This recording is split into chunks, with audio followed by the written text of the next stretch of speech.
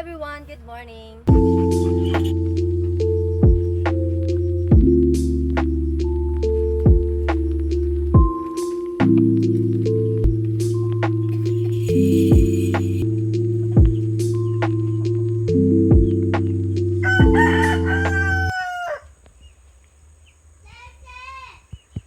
I put 2 by 2, so whenever the other one died, there's a chance.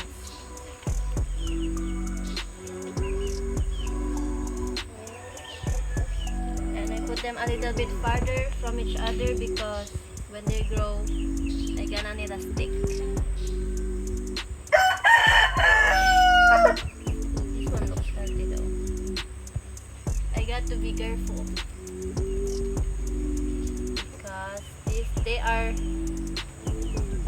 close together and we don't want them to die.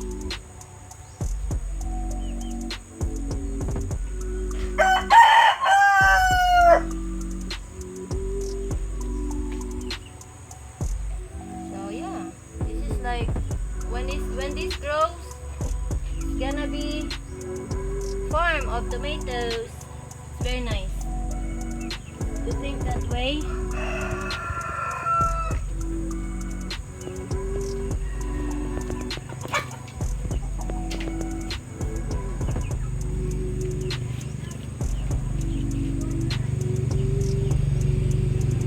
Cannot be too close to each other because when they grow, they're gonna need more. They're gonna need more vitamins from the, or what is it called? Nutrients from the soil. We don't want them to share a lot of nutrients.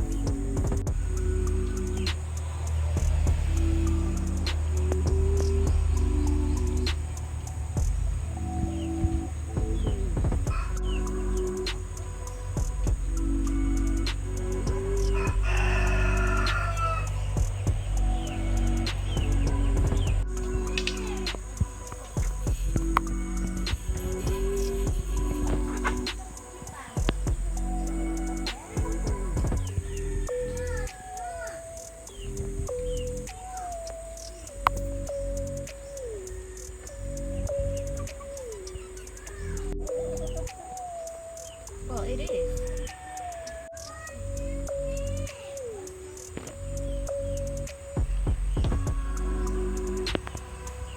The mosquito is liking my butt.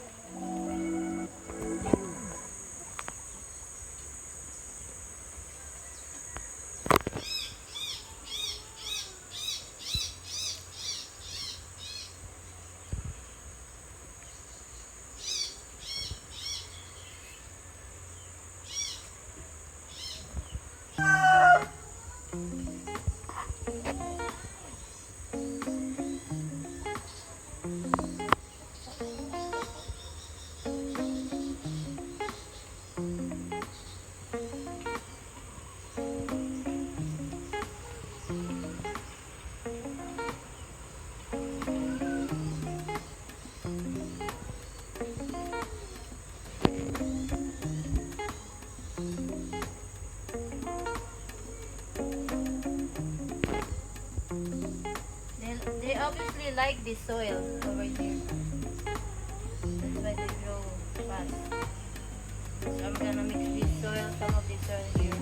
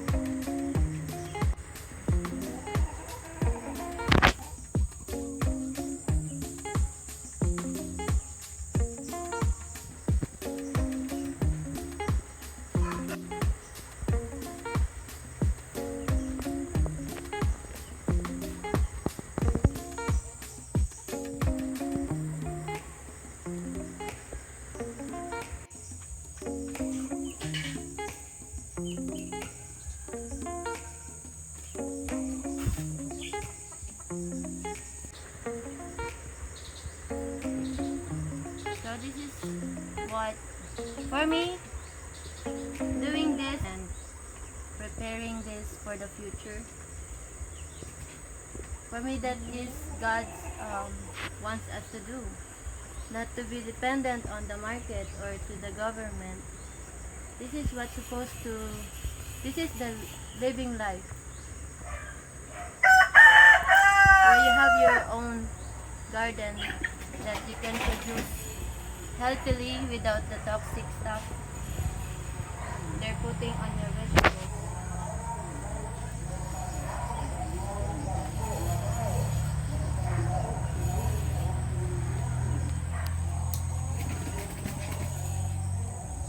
There's this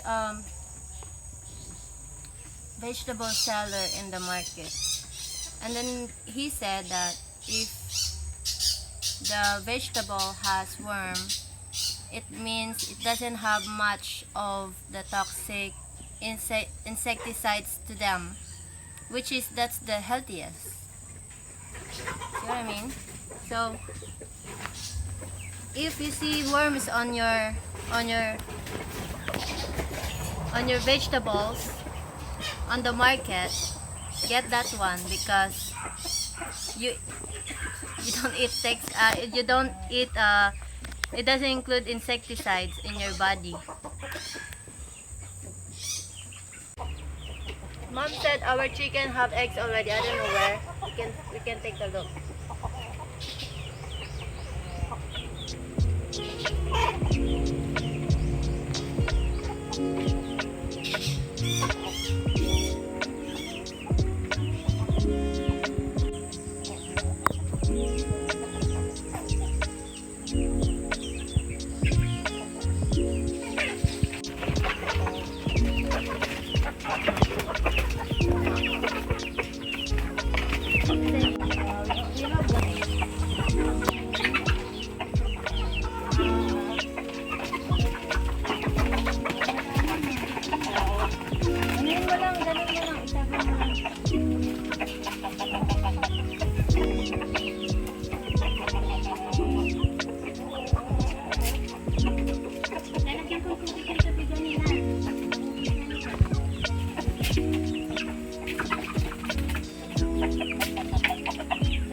Para yung maliliit na kakain.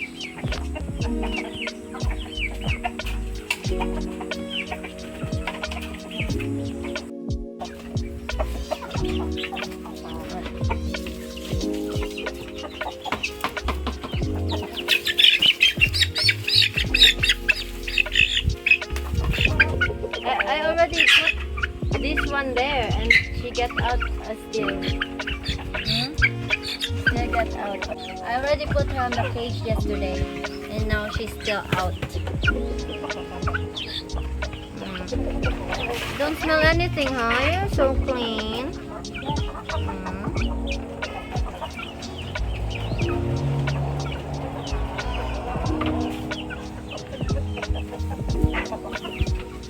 Mapakainin pa yan. Ano man?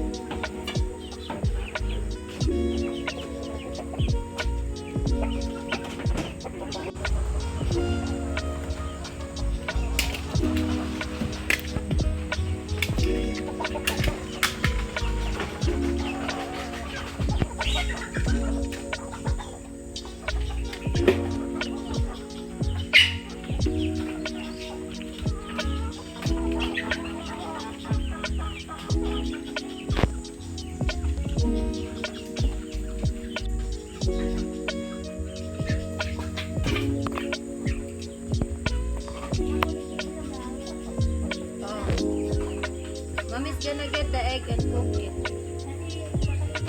Because the chicken's just gonna eat them. It's already get wet, so it's just gonna be balut. Quail egg. That's, I don't know how to say that. I think they let it grow for 40 days and then they boiled it. It's a baby duck and the embryo and pig.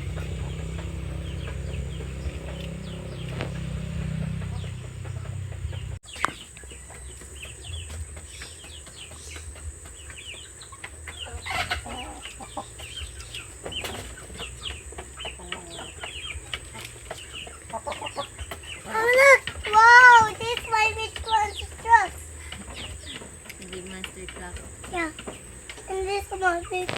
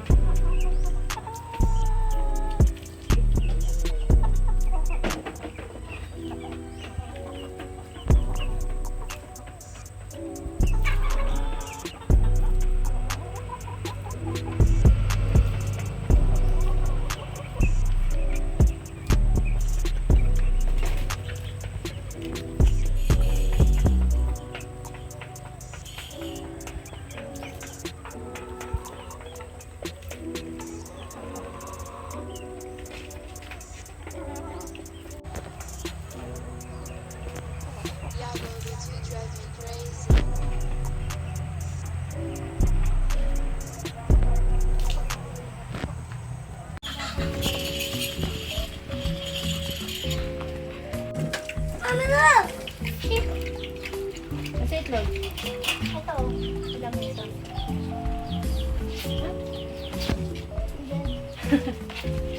Aww.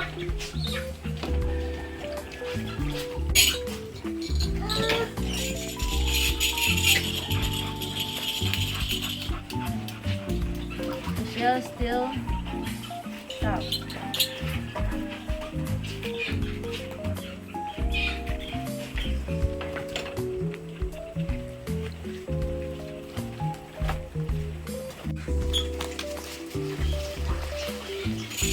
Of salt sauce. I cannot put some egg. Oh, there's more egg.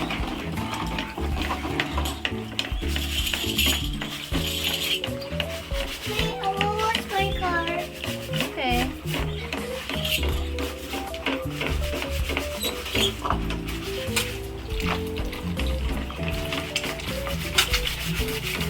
Gonna be for breakfast.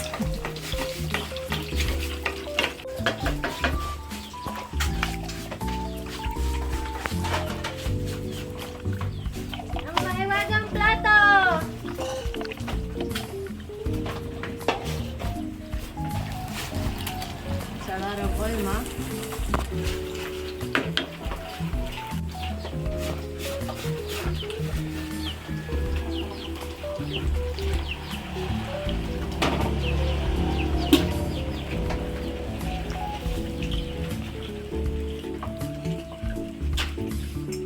Yummy.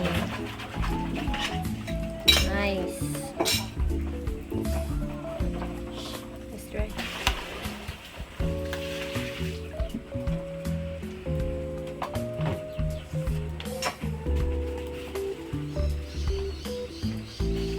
Nothing better.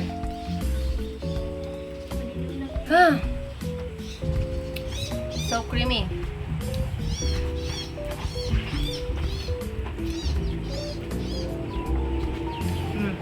Diba?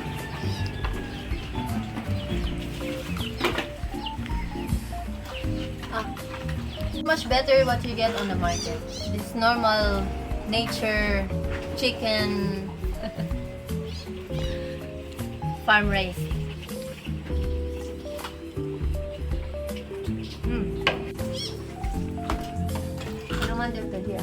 That's all for today, everyone. Thank you for watching. Thank you for being interested and supporting our family and me and our garden.